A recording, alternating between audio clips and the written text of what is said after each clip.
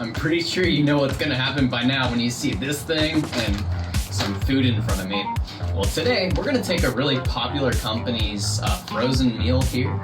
It is 1.25 pounds, 20 ounces. It is considered ancestral, primal, healthy. Let's go ahead and get this thing opened up.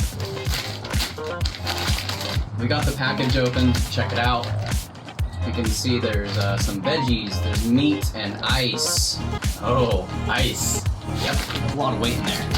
We're gonna go ahead and drop this into the warring blender right now and start shredding apart the food structure that is in this bag. They claim that there is 1.25 pounds in here, but I have a feeling it's going to reduce significantly. You would have known it would be really difficult to grind ice, right? Our warring is getting stalled out a little bit, so we're gonna do some work.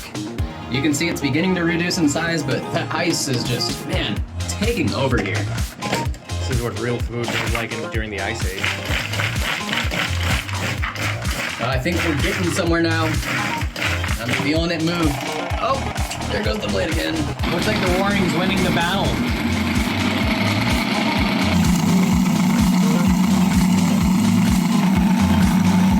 Nice chunk of icy beef. Yum.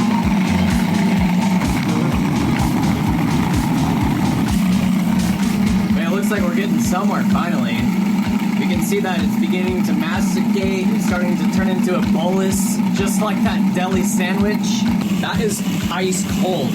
It's basically like a vegetable and meat smoothie at this point. It really tells us how much ice and water is in that frozen product.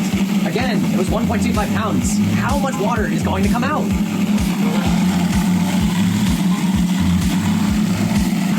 Now it's beginning to homogenize a little bit. You can see that it's starting to turn into like a little slurry. At this point in the video, I want to see some comments and tell me what you guys think that resembles. It looks kind of like chunky tomato soup to me. It's looking pretty smooth. Yum.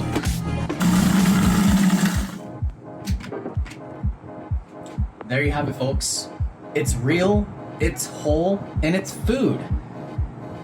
I think. This guy has so much water in it. My hands are frozen holding this thing. I think I'm going to dehydrate it for a little longer than 24 hours this time around, just to be sure the water's gone. We're gonna start with 170 Fahrenheit. That's as low as this oven goes. It's the best I got for food dehydration. It is basically dinner slushy. So we're gonna go ahead and get this spread out nice and thin. And look at that again. The water's already seeping out. You can see like there on the bottom of the chunks, it's just really liquidy. So I'm expecting to lose a lot of weight to the water, at least over 60% of that weight.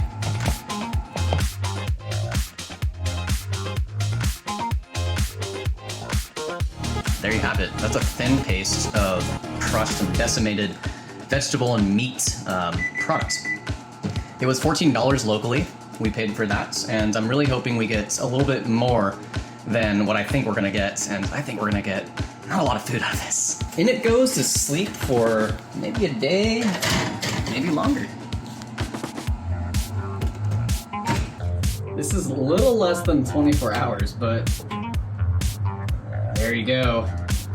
20 ounces doesn't look like 20 ounces anymore after all the water's been removed. Everything is loaded up in Processor Junior here. It's all pulverized. Next step, we're gonna put it through the grinder.